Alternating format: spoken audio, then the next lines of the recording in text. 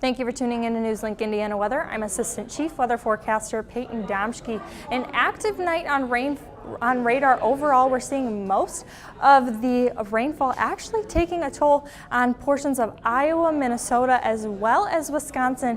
We're seeing this line of cold front actually being thrived off of this Gulf moisture that is springing up, bringing warmth and this moisture to affect the line of storms that are thriving off of. But for the most part, this is going to entail a lot for these portions of the states overnight tonight. We're actually seeing a tornado watch for portions of Minnesota, Wisconsin, and Iowa as the evening progresses towards midnight tonight. But overall, this major threat is going to be those heavy rainfall totals, hail, a potential for a tornado, as there already has been one that has made radar indicated towards Minnesota. But for the most part, we're seeing temperatures right here closer to home in the 80s, still 84 degrees in Indianapolis, 83 degrees in Kokomo, and in Shelbyville, you are feeling 84 degrees. Now, as the night continues, we are going to see those temperatures dip down just a little bit, but a rather warm night in store here.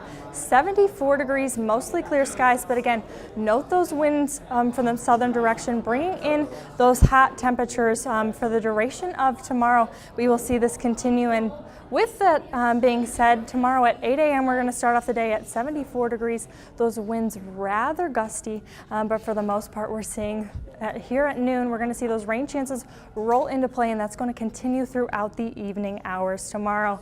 Highs across the state tomorrow, though, we're going to be seeing most of it similar story to today in the 80s.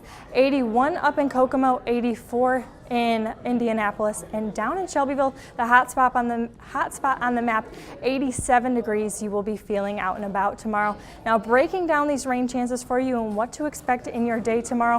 1 p.m. we're seeing mostly cloud cover impacting our viewing area, but as the night progresses, we're going to be seeing right here at 5 a little bit of that spotty action working back into play. For the most part, not a washout, but keep that umbrella handy as you head out and about tomorrow for any plans that lead into your weekend. But overall, that rain moves out. Right here we're looking at 1 a.m. on Saturday. Again, just some patchy overlying cloud cover, but for the most part you're going to have a beautiful weekend.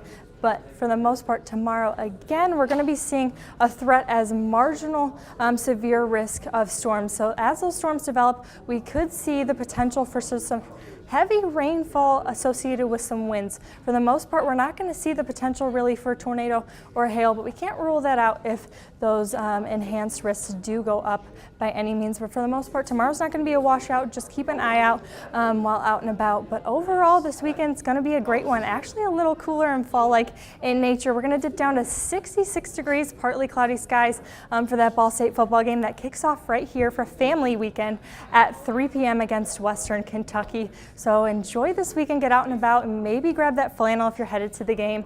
But overall, you're not going to need that much this week. It's going to be very fall-like and near average of 75 for this season as we're moving into fall. Right here on Saturday, again, 67 degrees is going to be our high. On Sunday, 72, and those rain chances move right back into play come Monday for the beginning of next work week, sitting at 73 degrees. So again, a very fall-like week ahead, as well as dry conditions fulfilling the rest of the week next week. But don't forget to give us a follow at NLI Weather on Twitter for more information.